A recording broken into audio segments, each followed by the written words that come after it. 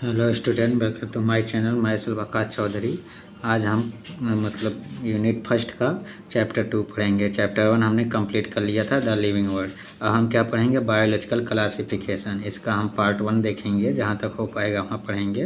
तो ये वीडियो को देखने से पहले like, share and comment, subscribe जरूर करें।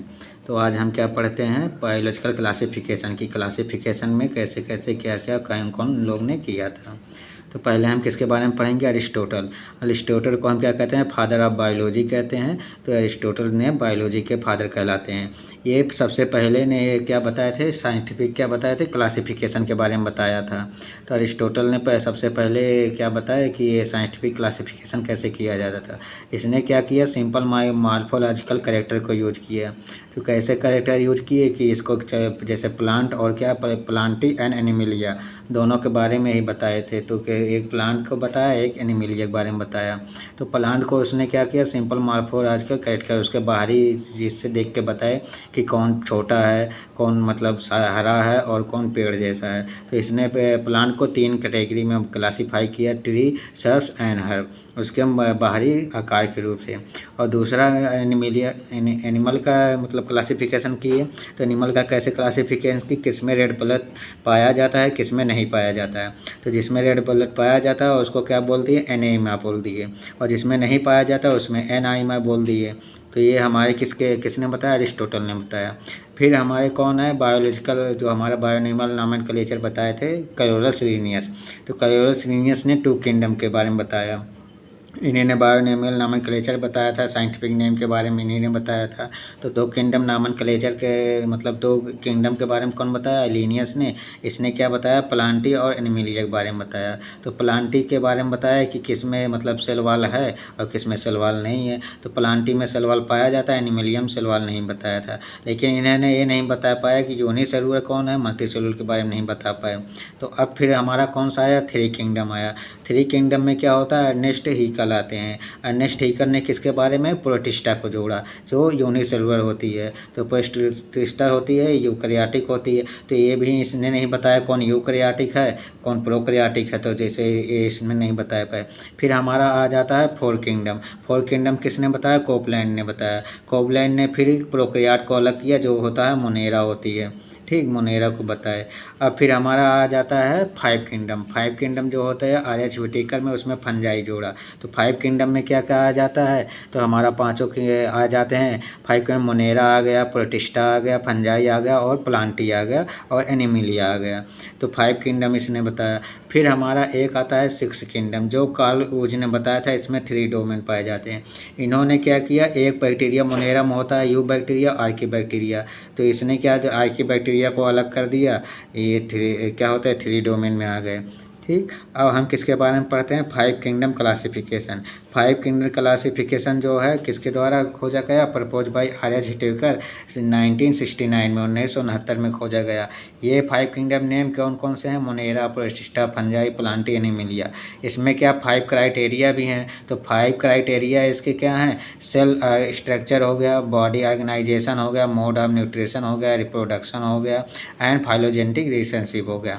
तो इसका हम एक ट्रिक है रीसीपीएमटी। रीसीपीएमटी से हम मतलब इसको क्या करते हैं? याद करते हैं।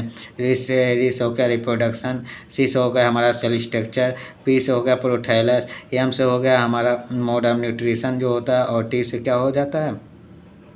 थैलस का हो गया ये। अब हम क्या पढ़ते हैं? थैलस बॉडी ऑफ ऑर्गेनाइजेशन, मतलब हमारा क्या हो जाता है? बॉडी ऑर्गेनाइजेशन के बारे में हो जाता है। अब जो कार्ल ऊज थे, जो 6 किंगडम के बारे में बताया, उसने 2 किंगडम कौन कौन से बताया? 2 डोमेन बता दिए मोनेरा के, जो आर्की और यू बैक्टीरिया होती है। और 3rd डोमेन जो हमारा होता है यूकैरियोट के बारे में बताए थे। ठीक, अब हम क्या आते हैं? प्रोकैरियोट। तो प्रोकैरियोट क्या होती है? बैक्टीरियम पाई जाती है और बीजीए मतलब साइनोबैक्टीरिया पाई जाती है। प्रोकैरियोट नॉन इन्वेलप होते हैं, इसमें माइटोकॉन्ड्रिया नहीं पाया जाता है, मीजोसोम पाया जाता है। तो प्रोकैरियोट हम सेल वाले चैप्टर में देख चुके हैं। इससे पहले यूकैरियोटिक और प्रोकैरियोटिक में डिफरेंस देख चुके हैं। तो यूकैरियोटिक क्या होती है? इसमें यूनिसेलुलर पाया जाएगा, मल्टीसेलुलर पाया जाएगा। यूनिसेलुलर जो हमारा प्रोटिस्टा होता है वो सब रहेंगे। तो यूनिसेलुलर जैसे इसमें दिया हुआ है क्या, हमारा क्लाइडोमोनास मोनास हो गया, एक एल्गी होती है, ईस्ट भी होती है यूनिसेलुलर, वो भी फंजाई होती है। तो ये होगा स्पाइरोगाइरा एल्गी क्या होता है जो हमारा मल्टीसेलुलर होता है। ठीक, बैक्टीरिया हमारा ऑलवेज क्या होती हैं, यूनिसेलुलर होती है और प्रोकैरियोटिक होती हैं।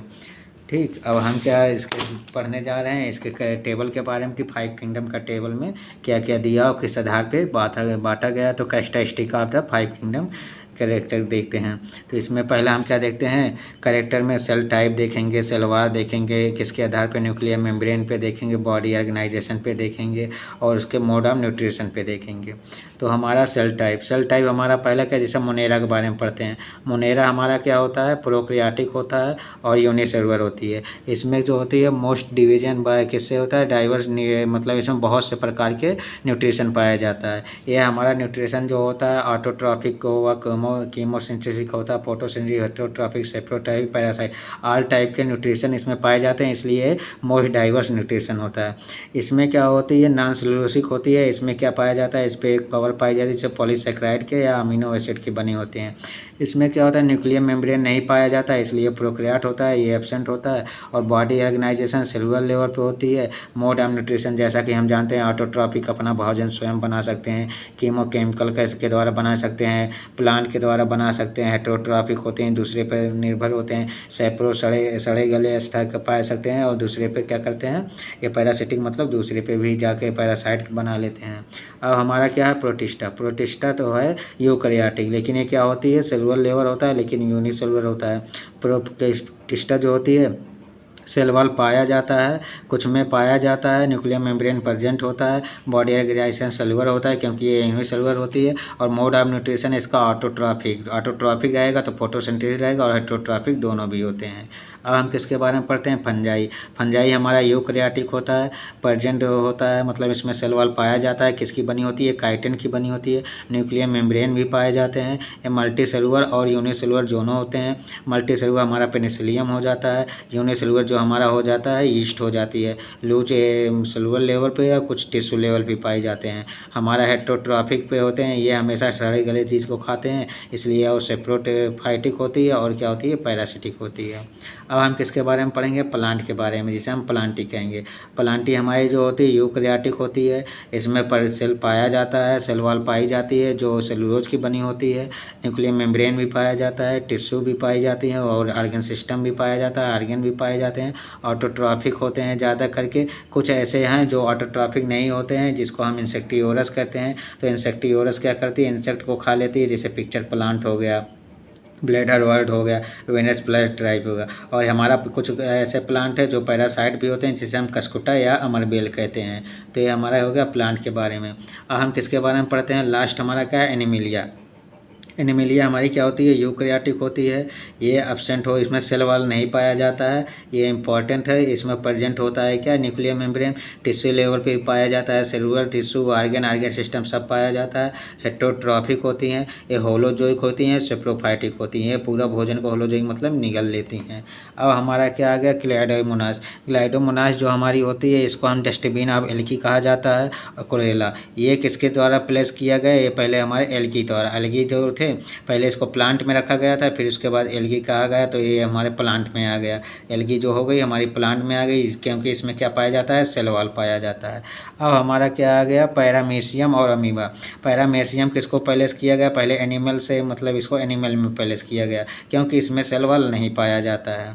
ठीक, तो फाइलोजेनेटिक रिलेशनशिप क्या होती है, जो हमारा phylogenetic date is based on evolutionary relationship, evolution के क्या करती है, रिलेशनशिप पे बनाती हैं। तो ये हम यहाँ तक पढ़ चुके हैं। पार्ट 2 हम बायोलॉजी के क्लासिफिकेशन के नेक्स्ट वीडियो में पढ़ेंगे।